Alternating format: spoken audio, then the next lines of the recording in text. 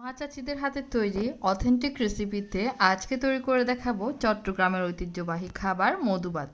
আসসালামু আলাইকুম and welcome to Amazing Bytes. আজকে আমার মা এবং আমার খালা দুজনেই মিলে এই মধুবাতগুলো রেডি করেছে, তাই আজকে আমি তাদের রেসিপিতে আপনাদের সাথে রেসিপিটি শেয়ার করব।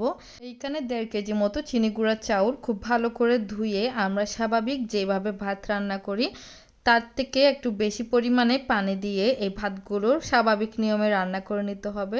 স্বাভাবিকের তুলনায় এই ভাতগুলো একটু নরম করে রান্না করতে হবে।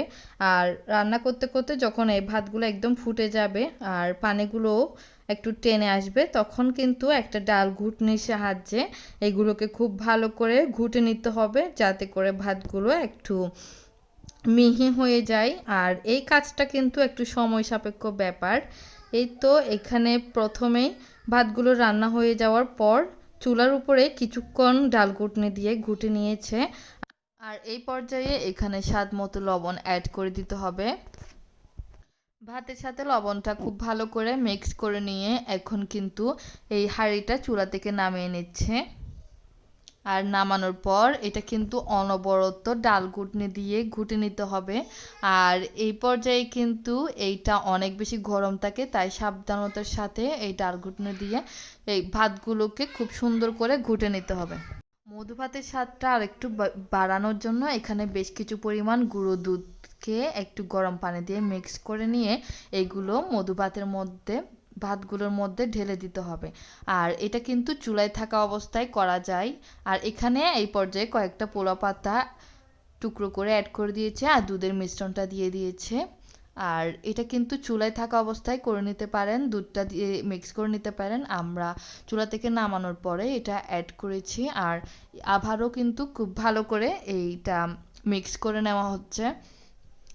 আর এটা করা কিন্তু একটু কষ্টের কাজ হলেও মধুভাতটা যখন হয়ে যায় তখন খেতে কিন্তু দুর্দান্ত লাগে। এই পর্যায়ে এখানে অ্যাড করতে হবে জ্বালা চালের গুঁড়া, যেটা কিনা না দিলে মধুভাতটা একেবারেই হবে না। এটা কিন্তু মোস্ট একটা ইম্পর্ট্যান্ট একটা ইনগ্রিডিয়েন্টস বলা চলে।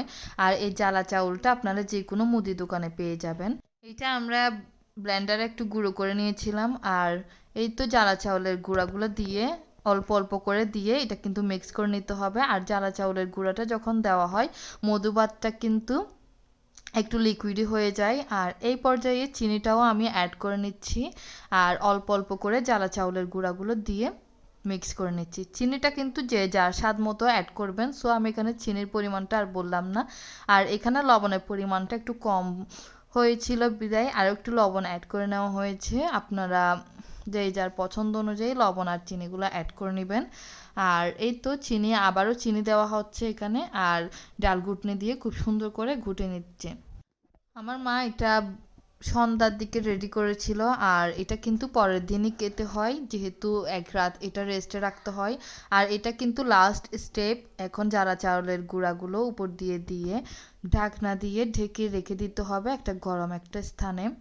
আর এই তো ঢাকনা দিয়ে এখন এটা ঢেকে রেখে দিচ্ছি আর পরের দিনই কিন্তু এটা খাওয়া যাবে, যেহেতু এটা লিকুইডই হতে হবে আরও। এই তো পরের দিন সকালে এটা দেখতে পাচ্ছেন অনেকটাই লিকুইড হয়ে গিয়েছে। আর এখন এটা নারকেল দিয়ে সার্ভ করার পালা। আমাদের মধুভাতটা কিন্তু খাওয়ার জন্য একেবারে রেডি। আর এখন নারকেল দিয়ে এটা সার্ভ করা হবে। আর বেশ কিছু নারকেল কুচি এখানে অ্যাড করে দিয়েছে। দেখতে পাচ্ছেন মধুভাতটা কত বেশি লিকুইড হয়ে গিয়েছে। আর এটাই কিন্তু চট্টগ্রামের ঐতিহ্যবাহী আর একদম অথেন্টিক ওয়েতে মধুভাতের রেসিপি শেয়ার করেছি আপনাদের সাথে। ভিডিওটি কেমন লেগেছে অবশ্যই কমেন্ট করে জানাবেন। রেসিপিটি ভালো লাগলে একটা করে লাইক কমেন্ট শেয়ার করে দিবেন আর আমার পাশে থাকবেন। আল্লাহ হাফেজ সবাইকে। আসসালামু আলাইকুম।